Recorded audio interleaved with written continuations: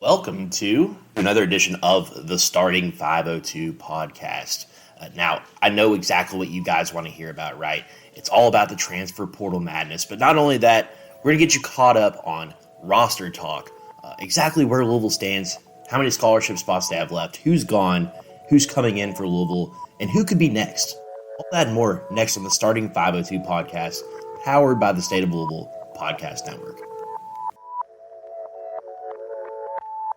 Before we get too into the weeds with the Starting 502 podcast, I did want to just briefly take a moment and talk to you guys about our newest venture with the State of Louisville, which is L&M Eats. And as you know, this is Luke Burgess and Madden Sanker, two of the newest Louisville football Cardinals. And these are two guys that, again, like I always say, it's like talking to somebody who's a fully grown adult. Like Luke literally just turned 18 years old, and this is a guy who knows how to sell himself, market himself, speak with the media, speak with everyday folks. So these are two guys that are incredibly fascinating, and they're going to bring you inside their minds, inside the minds of a college football player, and also review some of the best food in Louisville. The first stop, a little insider tip here, the first stop is Shenanigans in the Highlands, and that will be coming out. If you're listening to this, rush to our YouTube channel because it may already be out. L&M Eats, please subscribe to our YouTube channel at the State of Louisville for more content from Luke and Madden.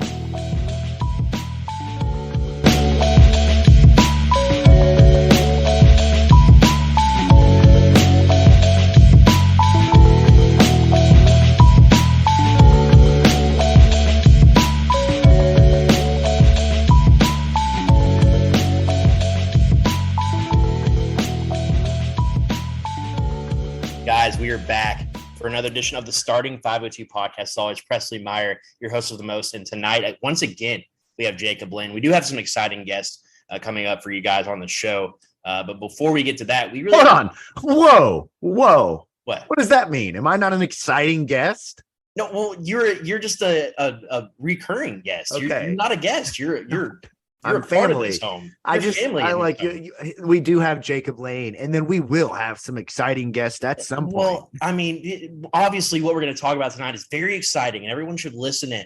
I'm not saying that, but what I will say is that we do have some exciting guests. Like, okay, here's a perfect example, right? Like, I see you're on the other side drinking a Modelo, right?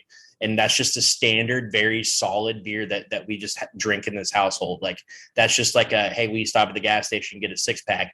You're going to pick up a standard Modelo because you're a 29-year-old white male, and that's just what happens. Maybe even a lime if they have it. If limes are available, we will partake in those, okay? But there's sometimes you go out of your way and you have something exciting. For example, like I know that like I have a really cool girlfriend, right? Because the other day we went to the liquor store and I was like, hey, I'll just go in and get something. Like, you want a bottle of wine? Like, what do you want? She's like, no, I'll come in with you.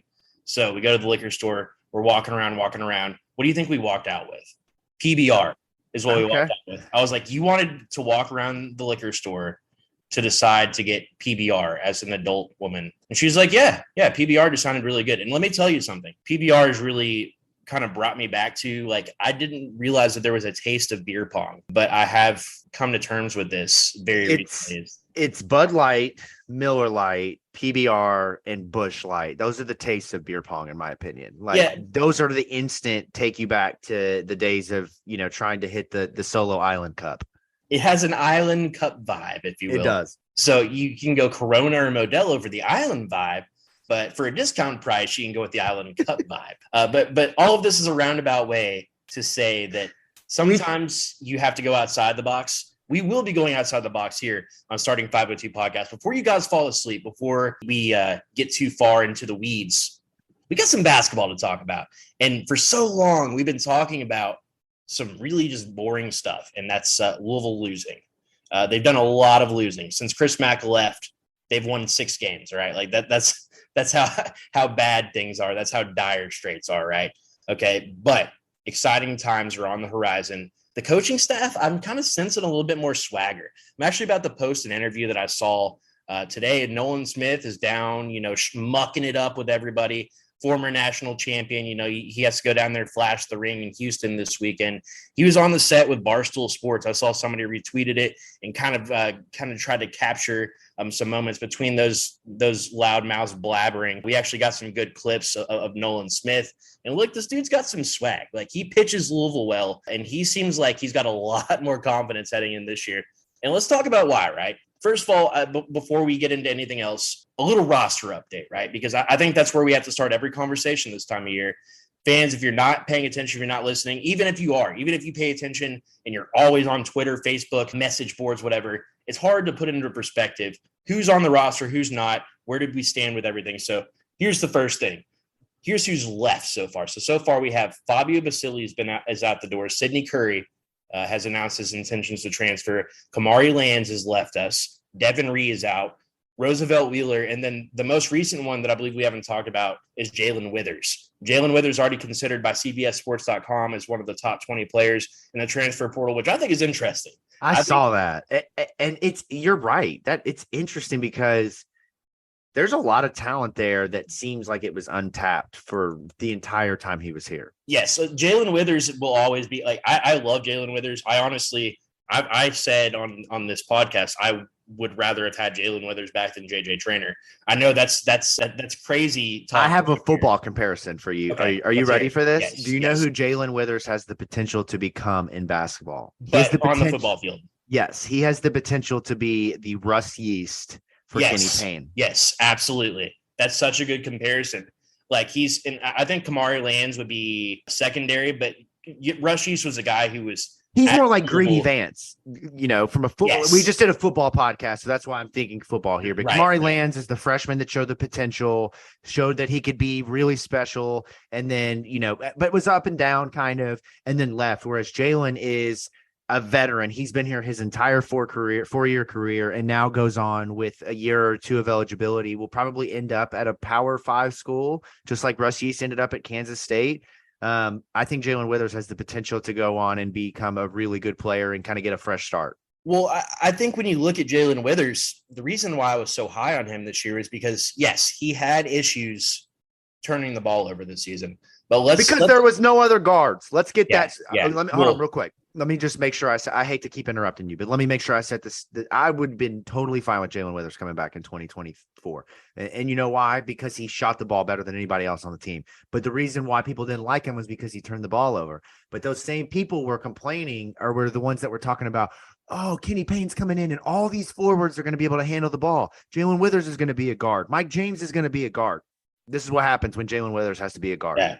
Yep. I absolutely agree with that. I think that Jae'Lyn Withers is a bit of a victim of that high profile recruit that comes in. He came in redshirted his first season to put on a little bit of weight, and when he came in during his redshirt freshman season, he became a guy who was playing a little bit out of position. Right, if you remember his freshman season, he was really solid, but JJ Traynor and Jae'Lyn Withers were the centers on that team under Chris Mack for the COVID season. So if you think about the way that roster was aligned, Jae'Lyn Withers had to come in and be a guy that he was never expected to be. And he kind of thrived in that role. Like, he wasn't like one of the best centers in the country or anything like that, but he was part of a Louisville team that beat Kentucky. He was part of a Louisville team that reeled off some really solid victories in that COVID season. And he played it in a role that was completely unexpected and did really well. And then it was really last season, or 2 seasons ago, I guess, Chris Mack's final season, where he kind of had a little bit of a regression. And I think part of that was to do with him switching positions, with him acclimating with the rest of the roster. But you saw under Kenny Payne this season, his 3-point percentage skyrocketed. He went from like a 28% 3-point shooter to a 43% 3-point shooter. He doubled the amount of free throws that he was taking, and he was making them at a higher clip. He was getting to the basket and getting fouled more, scoring more around the basket. And he was Louisville's best 3-point shooter, bar none, last season. So it's interesting to hear what people think about him. A lot of people, he said he saw himself as a 3-and-D type of player coming out of high school and wanted to be a one and done. And then he redshirted, then COVID. Like, it's just, things just have not lined up well for Jae'Lyn Withers. He's gone through a bunch of coaching changes, a bunch of expectation changes for him. This is absolutely a guy who could go somewhere else and be like a 12-8 type of guy, and thrive in a role there. And ultimately, finally make an NCAA tournament, something that he never did at UofL. So it'll be interesting to see what comes of Jae'Lyn Withers. Regardless, he is out the door, has a lot of high profile offers. A lot of people are a little confused about that, but I think that people associate him more with him being a starter on a 4-win team than associating him for a lot of the good that he brought to the squad. Additionally, one more thing about Jae'Lyn Withers as well. He was the highest rated defensive player on last year's team, something that a lot of people don't talk about. He was a solid defender. So again, kind of a veteran presence that Louisville's going to be missing next year. I thought personally that he was a better fit on Kenny Payne's roster than JJ Traynor. And I don't know about you, Jacob, but I really felt that mid-season, even sort of late in the season, I felt there was a better chance that Withers stayed than Traynor. So interesting the way that the pieces fell. Ultimately, we wish Jae'Lyn Withers nothing but the best of luck. Moving on to players that are incoming. So since the last time that we spoke, I believe it was right after Skyy Clark committed, or right at the time that Skyy Clark committed. So Skyy Clark is Louisville's only transfer addition that they have so far on this roster. In addition, as we know, Louisville's adding Karan Davis, who's a guard out of LA, a 6'7" JUCO transfer, who's kind of a solid combo guard, if you will. You also add Curtis Williams Jr., Caleb Glenn, a local guy. So 2 wings, and probably will be the 2 mainstays at the 3 spot on this incoming team. Then you have Dennis Evans, who had just committed right after we last spoke. Dennis Evans, a 5-star center commit that decommitted, got out of his NLI from Minnesota, committed to Louisville, a guy that's going to be an instant impact guy, a guy that might be one of the best defenders on the team right out the gate. One of the better shot blockers Louisville will have on their team over the last 5 or 6 years. And then Trentyn Flowers, a guy that we had touched on last time we spoke, but he actually has since committed to Louisville. He is a 4-star, fringe 5-star player. I believe he was the 21st ranked player in his class, which is like fringe 5-star depending on the class. And then he was actually listed, I believe, as a top 40 guy since he reclassified from the class 2024 to the class 2023. Jacob, quick thoughts on Trentyn Flowers, what he brings to the roster, and how you foresee him fitting in Kenny Payne's system.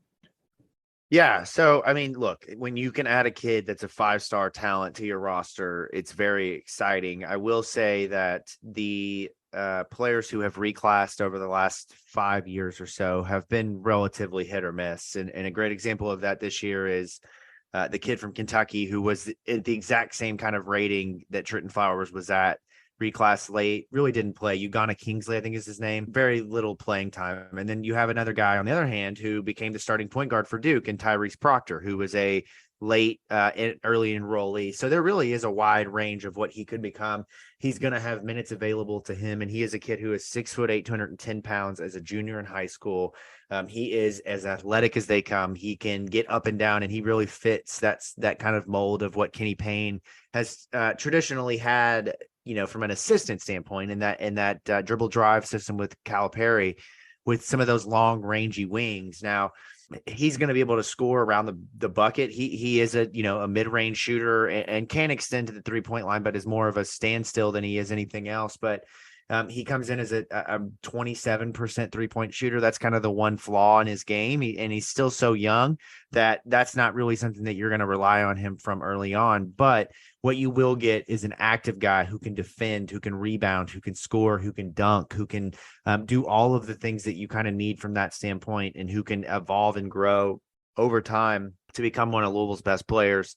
I don't think that he's a guy that you want to count on as a starter day one, in my opinion, unless you plan to take next season to develop. Like Trentyn Flowers and Dennis Evans are 2 really solid freshmen, but they're not guys that are going to come in and make you a championship caliber team or even a tournament, contending team. They're guys that are going to need half of a season to get their bodies in check, to get adjusted to the flow of the game. They'll be able to offer you one element. Like Dennis Evans will give you his shot blocking regardless, but the offense will be a work in progress. Trentyn Flowers will probably give you that slashing, that Mike James type of feel to his game but the shooting and stuff will definitely come over time. So it's an exciting start to add Trentyn Flowers, to Dennis Evans, to Skyy Clark, to Caleb Glenn, Curtis Williams. I still have questions about Karan Davis and whether or not that's still a fit. Again, you need 3-point shooting more than anything right now. And he is a 6'7" guard, but he's a 33% shooter in California JUCO ball. That doesn't give me a ton of confidence with that scholarship, considering all that's out there. But Presley, I feel much better with a lineup that's Skyy Clark, Mike James, Trentyn Flowers, JJ Traynor, Brandon Huntley Hatfield, Caleb Glenn, Emmanuel Corafor, Dennis Evans, and Curtis Williams than I did last year. Yeah, I mean, I think that when you look at a talent standpoint, I think it's unquestionably you're getting an upgrade, right? And I think that already you're looking at a roster that's more well-rounded, right? So last year, to be honest with you, Ellis was the only true guard on this roster. I know that people would push back and say Mike James, but I mean, the reality is Mike James plays more like a 2-3 hybrid, and he was pretty much forced into playing just solely the 2 position. Played 31 minutes a game last season. We talked about this a little bit off air. Mike James was the guy that they put on the other team's best guard, right? So if you have like an Isaiah Wong is a perfect example. When you're playing these high level teams with high level guards, like a Proctor or a Whitehead for Duke, like a Caleb Love, those are the type of players that Mike James was being asked to guard last season. So really that's not where I think that the staff ultimately envisions a player like that, but he just kind of had to be put into that role. And same with like a Hersey Miller, for instance. Hersey Miller is probably a guy who's going to step back into a walk-on role this coming season. But this is a guy that really had little to no experience, had pretty much no high-level offers out of high school, went to Tennessee State, and then ultimately transferred to Louisville. It's a guy that really was being asked to do a lot more than a guy like that should have been expected to do. Same with like a Fabio Vasili, down the line, just guys being thrust into roles that really they shouldn't be expected to, as Mike James shouldn't be expected to play 31 minutes a game as a redshirt freshman coming off an ACL injury, right? So now when you look at this roster, yeah, Karan Davis is a JUCO transfer. I think that's a guy who's going to be like hopefully at best a secondary piece, right? But you have Skyy Clark, who's a legitimate two-way guard, right? A legitimate guy who can score the ball, who can create for others. Then you mix in Mike James. And then Louisville's going to add probably 1 or 2 more guards. And when you look at the balance on the roster from there, that's immediately a lot better. And then if you mix in, if you think Trentyn Flowers, he says, and if you listen to scouts, if you listen to people that are in the know, they think that Trentyn Flowers is a legitimate 2 guard. He can play the 2 and the 3. And it kind of reminds me of a guy like Miller at Miami, a guy that is listed as a guard. He's like 6'6", big body type of guy. And I think that's who Trentyn Flowers can develop into, right? Like once you get a guy like that, if you haven't watched Trentyn Flowers tape, he is a legitimate 6'9", but he plays and controls the ball like a legitimate combo guard. So he's a guy that'll bring the ball up the floor. He's a guy that, you're running sets for to get him open. He's a guy that he's not going to play like a prototypical wing. He's going to play like a guard. He's going to put the ball on the floor. And when he finishes around the bucket, he absolutely has the bounce, absolutely has the handles, kind of ability to absorb contact and finish around the rim. He is very confident in the mid-range. I've rarely seen him, even watching full games, I've rarely seen him, make a move to get himself open and miss a mid-range shot. This is a guy who is very confident in the mid-range, has excellent footwork, excellent ball handlers. So it'll be very interesting to see exactly what his role is. But then you kind of mix Flowers into the mix, which he's really a guy that Louisville's never had something like this before. So it'll be interesting, like you said, Jacob. Is he the 6th man? Is he a guy that Louisville foresees as an immediate starter? It'll be interesting to see what he does, and then what they bring in going forward. And that's kind of what I want to talk about tonight, is who are the guys that we're watching for. So we kind of had a running list, right, of guys that Louisville's reached out to. And very quickly, you got Khalif Battle from Temple. Sean Conway from VMI is one of the first guys that they reached out to, kind of a sharpshooter type of guy, but we haven't heard much about Sean Conway since then.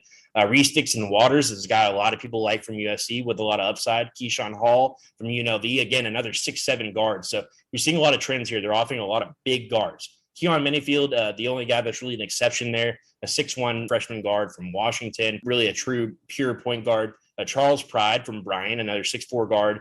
Kawasier Reeves from Florida. Miles Stute, who is like a small forward / shooting guard out of Vanderbilt. And then Josh Aduje, I believe is how you pronounce his name, from Coastal Carolina. He's 6'5". So again, gone are the days where we're having a Peyton Siva and Russ Smith type of backcourt, right?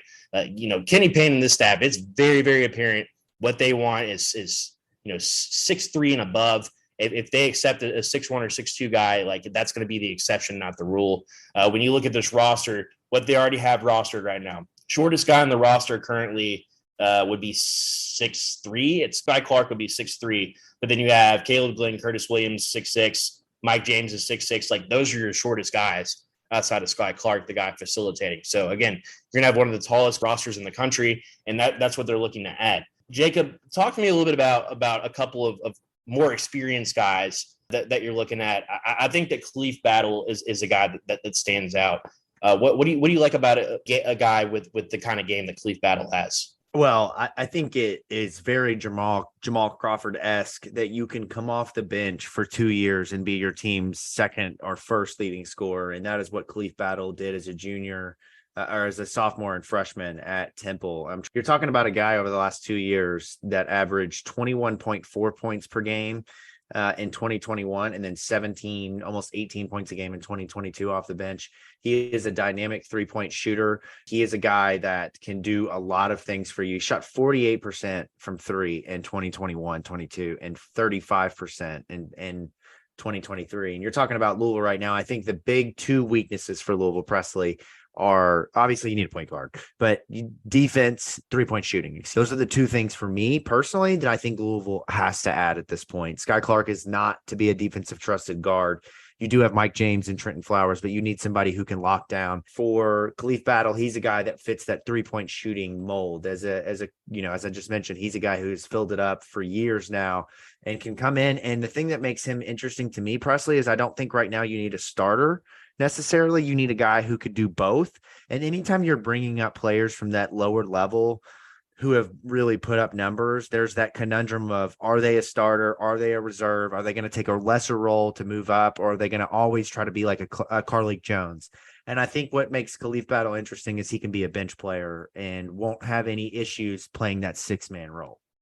Yeah, when I look at the players that Louisville has offered so far that we know of, again, I want to specify as well. Hold on, and I want to make sure I want to push back on that real quick because I saw this and I've heard this mentioned.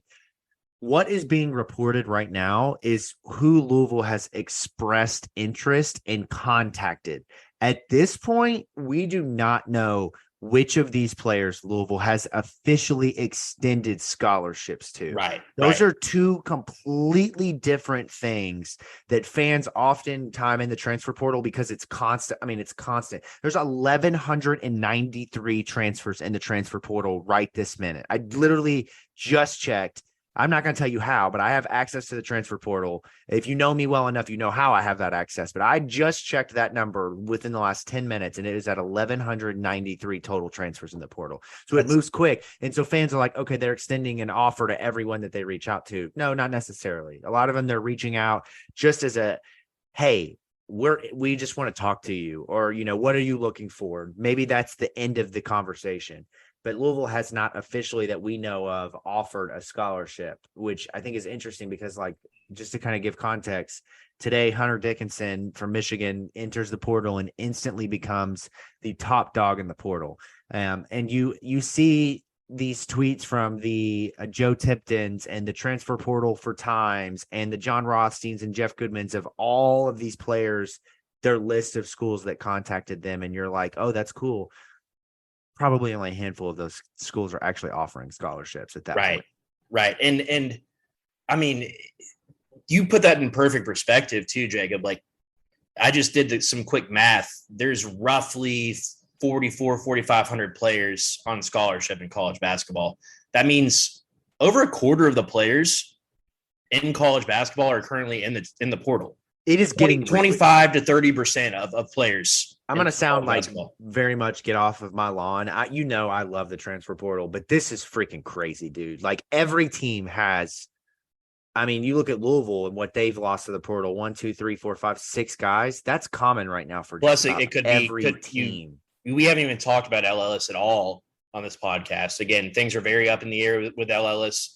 Nobody really has a true idea of exactly what's going on with the situation. Definitely testing the draft waters, but regardless, you could have 7 guys when it's all said and done. At least we still haven't even heard anything official from a couple of guys on the existing roster. So again, you could have upwards of 7 to 8 players that ultimately enter the transfer portal from this team. That's over half of your available scholarships, right? So the volatility of college basketball right now, it's much higher than what it is in football, in my opinion. You see typically 8, 10-ish guys. That's a much lower. That'd be like 1 or 2 guys transferring in college basketball. So it's really fascinating to see. And then you see again some of the best players in the country on some of the biggest name teams are transferring.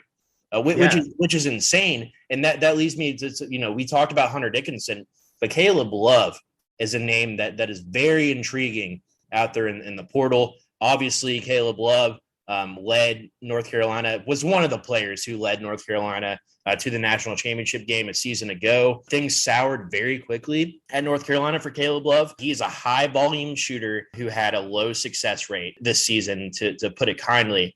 He just had a poor shooting season. Turn the ball over a little bit more than fans would have liked to see. And the relationship between, I don't know if it's loving the team, loving the staff, the fans.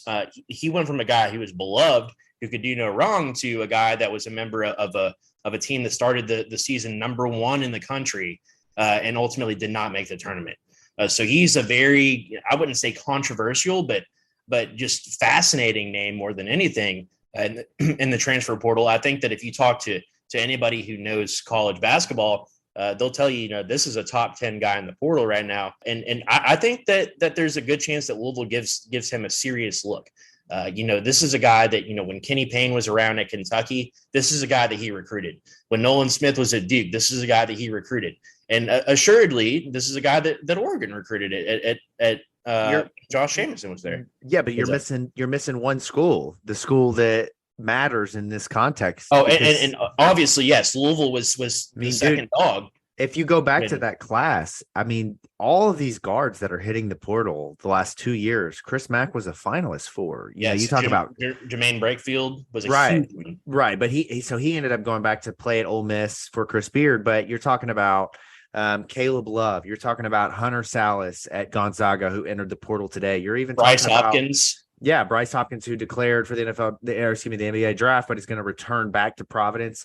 And I just want to mention this. Kim English, the new head coach at Providence, has got a squad coming in, man. He does. And so does Ed Cooley at Georgetown. The Big East Basketball League with Rick Pitino at St. John's, Ed Cooley at Providence, Kim English Ed Cooley at Georgetown, Kim English at Providence, and then you've got Greg McDermott at Creighton, and you've got all of these schools that are just blowing up right now in the Big East. Xavier with Sean Miller. The Big East is probably the second best basketball league in the country right now, in my opinion. The Big Ten and the SEC were kind of the leaders. The Big 12 too this year, maybe even the Big 12 with Kansas, Iowa State, and Baylor and Texas and all those schools. But the Big East is setting themselves up to be special over the next couple of years, and that's going to be fun to watch. But back to the roster for Louisville, an interesting thing to kind of throw out here is the Davion McKnight conundrum, because it looked like, and I'm not a newsbreaker, but from what I had talked to from people around the city, it sounded like Davion McKnight to Louisville was as foregone as a conclusion as you could have come to. Sure. And now it seems like Louisville, and this is a thing that, this is the conversation that is had all the time of local versus not. Louisville has bigger fish to fry. Like, Davion McKnight is a very solid player who played at a very good school in Western Kentucky, and look, Davion McKnight is going to visit Kansas. That tells you what you need to know about him. But Louisville is in on potentially a guy like Menifield at Washington, who had, as a freshman, a season that showed stardom in the making. And then you're talking about Caleb Love. Look at the guards in the NCAA tournament right now, Presley. If you give me Caleb Love on this roster, I get UNC has a conundrum with him, whether or not he is good enough to kind of be the guy. But the guy was elite in the NCAA tournament and helped to win them a national championship in a tournament where veteran guards are make or break. I take that all day long. Absolutely. I would take Caleb Love 10 out of 10 days and say, let's just go back to the portal next year and then find the next Caleb Love. And that's the kind of conundrum that you're in. But Davion McKnight is a really solid player, but he's not a guy that I think necessarily that makes this team he makes this team better, but Caleb Love, I think, elevates the ceiling of what this team can become because of the experience, the talent, all of those things. And so he's a guy that you're really excited about. But here's where I think Louisville's going to end up. I don't feel confident in Caleb Love right now. Well, I guess we'll see if that changes. Obviously, we've heard some schools like Missouri and Indiana kind of being early on in it. But I think that if you look at the rest of the way that Kenny Payne is offering, Presley, it's a lot of sophomores, freshmen, and there are some juniors in there. But you're talking about juniors like Sean Conway and Miles Stute, who you probably don't see on this roster. Kenny Payne, I think, is not as interested in being a top ACC school next year as we all would like. I think that that's possible, and I do think that this team is much more built to be competitive next year. But Kenny Payne is not sacrificing what he wants to do for winning. Kenny Payne is not going to sacrifice getting seniors in here to be an NCAA tournament team in year one if it means sacrificing his culture that we heard all about this year. And so what I see, Presley, and tell me if you disagree here, is Kenny Payne building a roster that's much more talented with guys that need a second chance or need that step up and need something to prove and are coachable and have the right attitudes and are willing to do the little things to win. You look at a guy like Dixon-Waters at USC, a former 5-star recruit. He won the 6th man of the year in the Pac-12 last year. He isn't a guy that was a star, right? But he played his role and now he wants more, right? He wants to step in and be better and bigger. And so Kenny Payne is looking at guys who have something to prove. And he's looking not necessarily for experience, but talent. And I will take that any day of the week. Like, I love experience, but Quan Ford was experienced, right? Mm-hmm. Yeah. That didn't do much for us. We need guys that have talent, that their ceilings are exponentially higher than some of the mid-major players who could come in with big numbers right now. And I think that's what Kenny's dream chase. Like, that's what this is. Caleb Love and Dixon-Waters and Hunter Salas and all these names and that's not a name to lump in there. Caleb Love. Kenny is chasing after talent, and it's not senior talent, it's young talent that's coachable, that's moldable. That's what he wants right now, is a moldable, coachable, good attitude with tons of talent and upside to go to where they need to go. Yeah, that's what Kenny wants. We need to kind of alter as fans the discussion and the expectation of what a team looks like, right? And yeah. I know when we say altering expectations, we all kind of like tense up a little bit, because right? we haven't played tournament basketball since 2019. We haven't won a tournament game since 2017. So I am on the board of Kenny Payne has to make the NCAA tournament next year. I don't care what he does with the talent. I need to see basketball in March, or I'm about ready to check out, man. I can't keep doing this. Sure. Well, let me clarify what I mean by that then. The expectation for the type of players that you're bringing in. I think that in the Rick Pitino and Chris Mack eras, I mean, even if you look at Jeff Walls, right? You look at a lot of these coaches that have been around Louisville that we're used to watching the recruiting. A Khalif Battle is an absolute take. That's a guy that it's a no-brainer, right? He's going to be a redshirt junior or a senior, a fifth-year kind of super senior type of player, right? Super COVID, whatever. I don't want to talk about super COVID right now. When you look at the roster that's been established, right? So the guys that we haven't heard from Brandon Huntley Hatfield. That's a guy that we haven't really talked about at all. We haven't heard anything official, but from everything that we know right now, he's still on the roster. So when you look at what the age of players is on the roster, right? JJ Traynor is the one returning guy that's experienced. He's going to be he's the only senior, man. The only senior. Then you have Brandon Huntley Hatfield, who is a very in my opinion, a very young junior, a guy who reclassed. Yeah, he reclassed. So, I mean, he's probably 19 right now, maybe 20. So you have JJ Traynor, who's probably 21, Brandon Huntley Hatfield, who's 19 or 20. And then your next most experienced person is Mike James. That's your next most experienced person because he's a redshirt sophomore. From there, you just got Skyy Clark, Karan Davis, Manny Okorafor, Dennis Evans, Trentyn Flowers, Caleb Glenn, Curtis Williams. Those are all very young players. And to me, what it seems like is he's looking for guys to mold. Now, we could be totally wrong. We could be wrong, and the guys he ends up taking in are a Khalif Battle type of player. They are a Sean Conway, a guys who have been around the block just a little bit more. But in my opinion, it seems like he's going after some younger guys, right? Like a Keyshawn Hall, a guy from UNLV who had a really solid season this year. 250 pound, 6'7" shooting. Dude, do you know who he is? That? So for the hardcore basketball fans, this name will make them laugh, but he is college basketball's Kenneth Lofton, which Kenneth Lofton was just in college basketball last year. But Kenneth Lofton today was named the G League Rookie of the Year, called up, officially signed to a contract from that two-way deal to a regular roster spot. And my man looks like he's been eating burgers and chicken for the last month. Like he is not.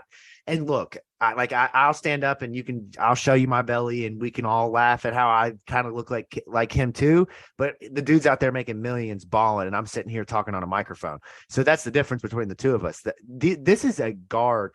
Keyshawn Hall is not a take at Louisville. He's not coming to Louisville. Like I'm going to just go ahead and say that now. Sure. But he is a 6'7", 250 pound guard who can handle the ball, who can play inside. Like he is me personified. If I was a college basketball player, I would probably be shorter, probably 6'3", 250, but I would be, using my, like I just talked about in the football show we did, I'd be using my ass to clear space because I've got a fat butt. Like that's just how it goes. Sometimes you got to use the fat butt to your advantage.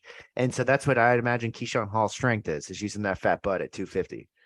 Using that fat butt at 250. It might have to be the title of this. Do you remember in The Office when they are doing the warehouse workers come up to the office and Michael's taking them around and he's starting to get worried that they're falling asleep because the worst thing that happens in there is carpal tunnel, where in the warehouse you could lose your arm to the baler.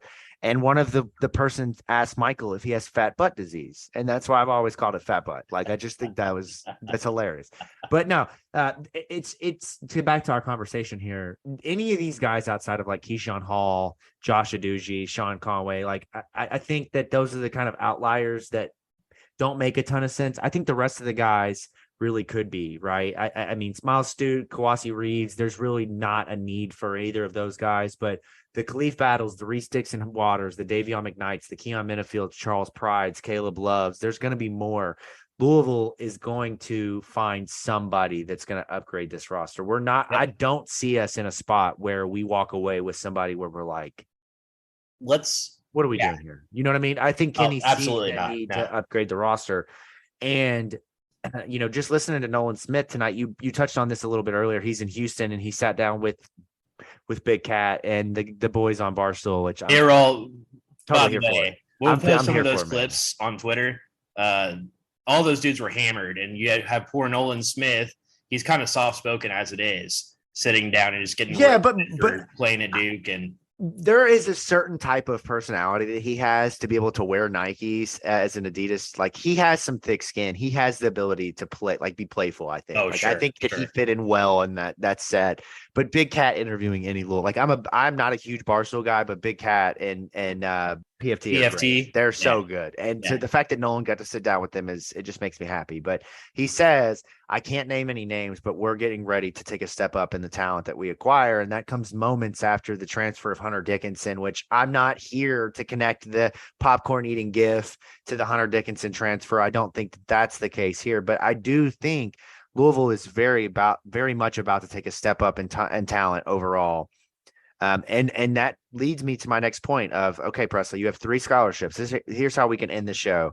And this can be a good question for fans is knowing what we know now, this is going to change. The portal is going to continue to add players all the way up until the through the summer. And who is available now may not be who Louisville ends with. But right now, Presley, who are the 3 guys that fill those scholarship spots for you? Considering the high school guys, the Basketball African League guys, the transfers, if you're Kenny Payne, if you're Presley Payne, who is your final 3 guys that fill this roster out?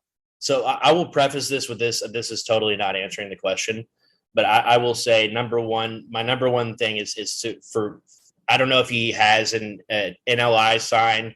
I don't know what the situation is, but Karan Davis to me stands out like a sore thumb. And I hope that I'm wrong. I hope that he sticks with his signing to Louisville. He comes in and he becomes an immediate impact guy.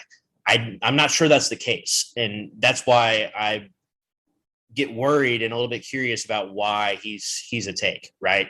Like I get confused and kind of just weirded out by the fact. Now, maybe Karan Davis comes in and he's a walk-on. Maybe Louisville has 4 scholarships left. I don't know. But that's number one. That's the thing that sticks out to me in my mind, because I think if you have 4 scholarship spots left, you still have the potential to turn this into like a second weekend type of team, right? Or further. You never know what can happen in the NCAA tournament, right? But that's what fans want to see. Fans want to see Louisville make the NCAA tournament, and they want to see them win a game. Like Louisville hasn't won a game in the NCAA tournament since Rick Pitino's last season. Like it's been a hot second, man. And so with that in mind, if I'm Kenny Payne and staff, I am focusing hardcore on Caleb Love. I think that's a guy that can come in. When you look at what was around Caleb Love in North Carolina, RJ Davis was almost a clone of Caleb Love, right? Like they were 2 very similar players. And I don't know if they ham and egged it as well as they could have, right? Like you could have 2 small speedy guards come in, and it's Jared West and Ellis, or it can be Peyton Smith and Russ Siva. I love that. But that's the whole point, is that they played off of each other very, very well. So you have RJ Davis, you have DeMarco Dunn, and then you have other playmakers on that team, like an Armando Bacot, like a Pete Nance type of guy. Yeah, so Puff Johnson, Dontrez Styles. They had so much talent. Like they had a ton of talent, but I don't know if they meshed well together. It didn't. No, it did not. And that's my whole point is that, Caleb Love ultimately, it could have been not a good fit for him in North Carolina. In my opinion, we'll take your leftovers in this situation. Like this is a guy that's played in a national championship game. This is a guy that threw up 28 against Duke in the Final Four and hit one of the most clutch shots in program history against its arch rival. I mean, yes, you're talking about. He's a straight up baller, and he's cold blooded too, man. Like so. You can say all you want about his production on the floor this season, and there's a lot to be talked about with North Carolina not making the tournament, with the talent and experience that they had coming back. But by that same token, I mean, this is a guy that can come in and be a game changer for a program like Louisville. This is a guy that, when you pair him with the Trentyn Flowers I'm so torn, man, because like, why would Caleb, and obviously, I love Louisville basketball, but right now, why would Caleb Love come to Louisville, right? When there's so many other programs closer than what Louisville is. I see Louisville obviously as a sleeping giant. Like the right players can get this team right back to where Louisville was in 2015, 16, 17. Like it's easy turnaround, but it's still a show me type of thing. And to your point about Caleb Love, I want to touch on Keon Menifield, 6'1", 170-foot guard, 170-foot guard. That's a fucking huge guard. Holy cow. Talking about tall guards, man. But Keon Menifield from Washington is a guy that was instantly associated with Louisville from the moment before he entered the portal. But he averaged 10 points a game last year. He's a point guard, 6'1", from Flint, Michigan. I think he played on the same AAU team as Curtis Williams, or went to the same high school as Curtis Williams. Yes. So there's some experience there. But to me, like, I like the kid. Like, look, don't get me wrong. The kid is nice. He is nice. Like the handles, the speed. It reminds me a little bit of like a Colin Sexton. Yes, just perfect comparison. Or like a Kyra Lewis, who played at Alabama after Colin Sexton. He's like the kind of guard you want he's fast downhill, always just trying to attack, but he's coming from a program that, Washington was better than Louisville record wise, but he was one of the better players on a bad team. And I just wonder sometimes how that translates. So he didn't win a lot. I would want to see this team add winners, and that's, not saying he can't be a winner, but I would love to see them add more guys who have some of those big time wins under the belt to get them back. But that all goes back to the conversation, Presley, and we'll continue to see this play out over the next couple of months. But let me see who else. You mentioned the guards, but quickly, who else? Let's go here. Okay, so in my opinion, the first guy that you go after and you try to lock up is Menifield, because that seems like he fits the mold of what the staff's trying to do. And if you have Skyy Clark and Keon Menifield in the same backcourt, that is a very, very lethal backcourt, and something that Louisville just did not have last season, which is two guys who are just bucket getters, and they can also create for others. That's so important, is that, Ellis, he became a really solid point guard. We can get into the turnovers and everything else, but he had more assists than turnovers in the back half of the season. But he was not a true point guard. He's a guy who was kind of forced into the role of a point guard. Whereas you could bring in two guys right away, and Skyy Clark and Keon Menifield, who are exceptionally fast, exceptionally gifted with the ball, great finishers around the rim, solid shooters, and most importantly, they can create their own shot and they can create shots for others. That's something that Louisville just did not have last season. So immediately you add that sort of impact. Obviously, you can't hit on everything, but if you're not adding Caleb Love or Keon Menifield, I would want a Khalif Battle. Of the names that we know that Louisville's reached out to, he doesn't fit the mold necessarily of what the staff's been going after, but I think that's great. I think he shouldn't fit the mold of what the staff has gone after from everybody else, because then you're going to have the same type of players across the roster. So I think that Khalif Battle is, of the guys that Louisville's offered, he's the guy that excites me the most, because you could have, say you started Skyy Clark and Mike James, Khalif Battle would be a great six man. He could be a guy that could ham and egg it and play alongside those two guys. He's a guy who could come in and be, play on the wing, or put Mike James goes over the wing and Khalif Battle plays the two. This is a guy who can muck it up, get in there and get some rebounds. He's a guy who can get to the bucket at will. He's a guy who's shot over 40% from three. Like this is a dead eye knockdown shooter, a guy who is not afraid to shoot the basketball. So that's absolutely a guy I'd take. And then the guy that we just keep forgetting to talk about this guy, but it's very important to bring this up, is Churchill Abass, or Churchill Abass. I guess we'll get some clarification one day how you pronounce his name. Churchill Abass, whatever. Churchill, we'll just call him Churchill. It is a guy that is almost like folklore, almost, because it's a guy that we've heard rumblings for months now that when Manny Okorafor committed, Churchill was a guy that committed alongside him, right? But then we've heard pretty much nothing. And when you listen to the guys who are in the know, when you listen to the guys on the radio, message boards, whatever, they're just like, yeah, he's just gone radio silent. But that's the problem. Nobody has connections with the NBA Africa, right? Like, people have connections in high school recruiting. People have connections with transfers. They don't have connections with NBA Africa. Like, Manny Okorafor just came out of nowhere. And it's going to be the same way with Churchill, right? Like, we're just not going to know until we know. But here's what excites people about Churchill, right? When you watch the video, there's very limited videotape, but what you watch of him from his Motorola flip phone on an old 360p laptop, you watch a guy who just has a verified 38-inch vertical. He has a 7'2" wingspan. If he comes to Louisville, he will have the immediate Montrezl Harrell comparisons, because he's been quoted, you listen to his interviews. He says, I own the paint. That's my paint. I will kill somebody for my spot in the paint. That's the type of player that Louisville wants, right? Like, every Louisville fan, that's the type of player you want. Yes, he's going to be extremely raw. This could be a guy that comes in and he's just sixth or seventh man, a guy that comes in off the bench and he's an absolute electric six-man guy. Like, how would you like it if Louisville had their 4 and 5 were the first two guys off the bench, and they're just like the Bash brothers, and Manny Okorafor and Churchill Abass, or Abass, right? His signature is that he's a tenacious rebounder, and he's a guy that if he gets the ball anywhere around the basket, he's going to dunk it. He's listed as a 6'9" center, but I'd see him more as a 4. And he's a guy who can rebound the hell out of the ball and just dunk the shit out of the ball, which I just love that. Coming from a couple of teams that just have not dunked the ball very well. If you have this guy coming in behind JJ Trader next season, absolutely perfect competition for a guy like that. So Churchill Abass, that's a guy to look out for. I think when I look at this roster, I already kind of see him as a scholarship spent. Really, I'm just looking for guards at this point.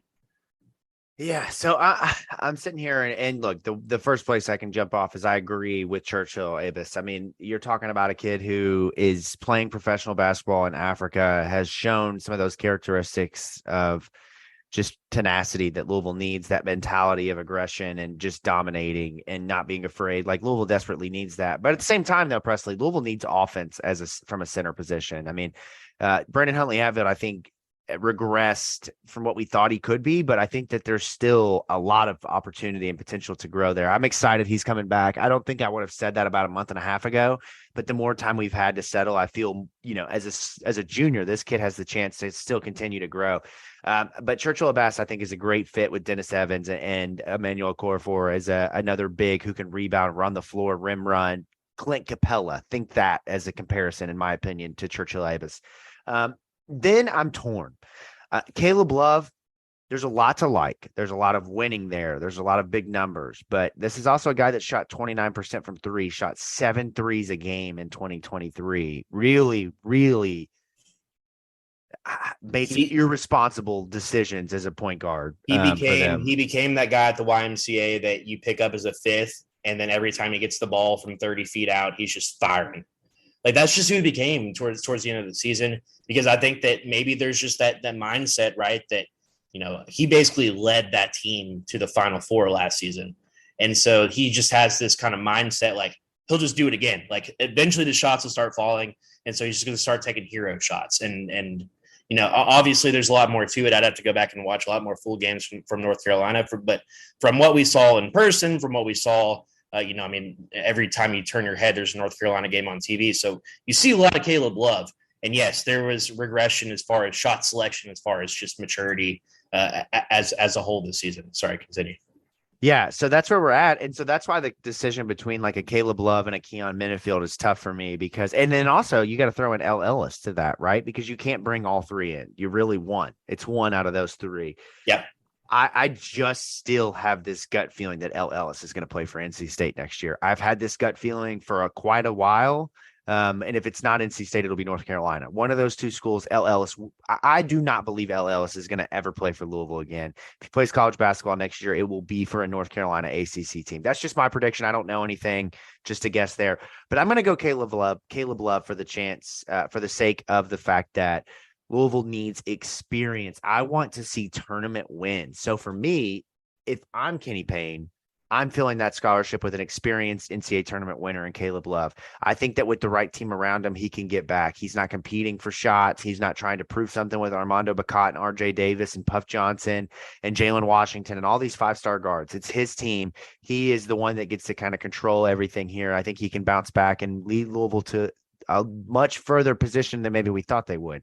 And then what does that look like beside him? Because Caleb Love coming in and Skyy Clark, that does not leave a ton of room for good defense. So for me, that's where I look at Reese Dixon-Waters from USC. Reese Dixon-Waters is one of the best defenders in college basketball from just a one-on-one standpoint. The kid is an athletic freak. He was the 6th man of the year for USC this past year, and is obviously looking for something more for himself. Not a great three-point shooter, which is what Louisville needs more than anything, but I would rather Louisville trust and develop three-point shooting from other players and go after defense, because defense is not something that players add to their game. Like, it's just not. Defense is shooting. You see players develop year over year better shooting numbers typically.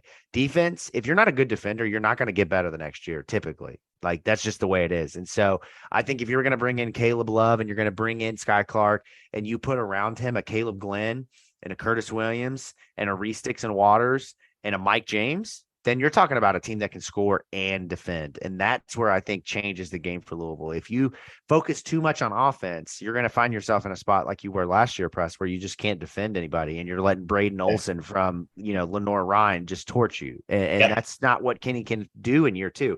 He needs to be able to stop other teams more than he needs to be able to score, in my opinion. My hope is that this is the way that the staff is looking at this team. We're going to bring in young guys that we can mold, that we can not control, but guys that we can coach up. I think that's number one. And then they're going to bring in guys who, they have the offensive talent. Like here's one thing that people are really high on Mike James for a good reason. It's a guy that averaged 10 and 3 last year, right? 10, 3 and 1, something like that. This is a guy that people are high on because he already has that offensive skill set. But if you bring in more guys like that, you bring in a Mike James who is still moldable, and they have that offensive skill set. Like, they'll work on that all offseason. But when they get into practice, what I want to see is that they're looking at this team and saying, you have guys that can compete with you behind you now. If you don't defend, you don't play. And if they approach it with that mindset, anyone can play defense. Like I understand that there are people who are just talented defenders. Like Russ Smith and Preston Knowles they just got it, right? Like they were just talented defensive guards right away. Like Dennis Evans is going to come in and be just an immediate defensive talent, right?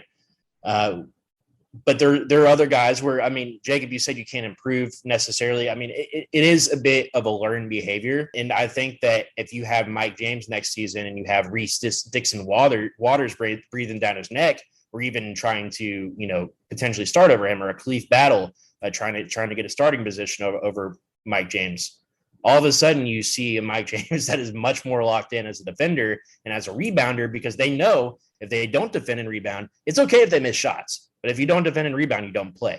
Louisville didn't have that luxury this year. Mike James had to play 31 minutes a game. Ellis had to play 36 minutes a game. There weren't options.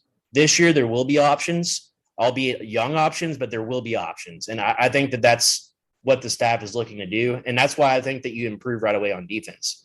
With all that in mind, I still think Caleb Love is the guy that you go in on, because if you get a Caleb Love right away, you immediately have that offseason hype that the program so desperately needs. You have optimism, you have hope. So in my opinion, I think that's who you go after, and then you just try to build the team around that. And let's finish on this as well. You mentioned North Carolina State. You mentioned North Carolina.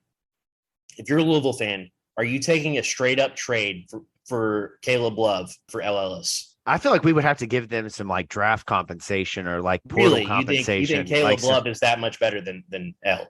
I mean, maybe not in terms of numbers, but L went 4-28 and Caleb Love won a national championship. So that's, I mean, he went to a national championship. Yeah, sorry. Let's call a spade in terms of what we see. Now, look, I think they're probably pretty similar players, and Ellis in terms of shooting percentages, in terms of some of the metrics. He's an unreal finisher around the bucket, sure. Right. Yeah. But I just at this point need winners. And I know that Caleb Love's team last year went on a late run to win the championship, and then this past year didn't make the tournament.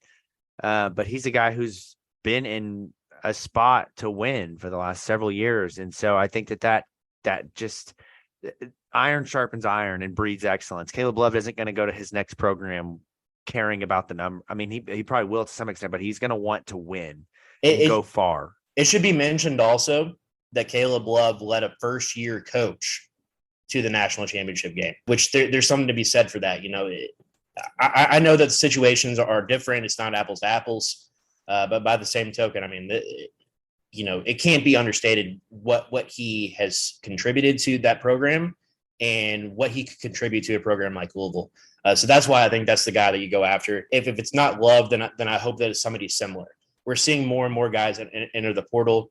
And like you said, Jacob, I would like to see a guy who's been to the tournament and won in the tournament. I think that could pay major dividends, even if this is a 10, 12, 14 loss team in Louisville. If you're a team that's going to make the tournament, you have a shot if you have a guy like that on your team. So, yeah. And at the end of the day, for me, it comes down to, can they take the step forward defensively and the desire to win those games? Because last year, their offense in the end of games wasn't the issue most of the time. It was sometimes, but it was the fact that they could not stop anybody.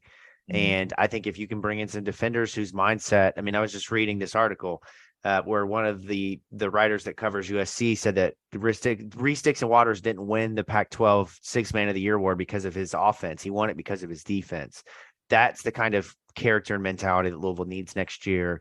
And I love the transfer portal. It's like NBA free agency. It's more fun than the basketball games in a lot of ways. And Presley, I'm just really excited about what Kenny Payne is doing with this roster. I know at times I've probably sounded a little bit negative in terms of just looking at both sides of a player being brought in, but I do think overall Kenny has upgraded this roster significantly already. And with 3 scholarships to go, I still feel really good that there's room to get this team to a place where we can feel confident that they'll at least compete to be in the NCAA tournament in 2023-24. And at this point, in a make or break type of year for Kenny, that's really what matters. Yeah, and look, I'll say this too. and we will get into this way more in the offseason as things progress and we know what this team looks like. But look, all you got to do, man, is get the ball rolling.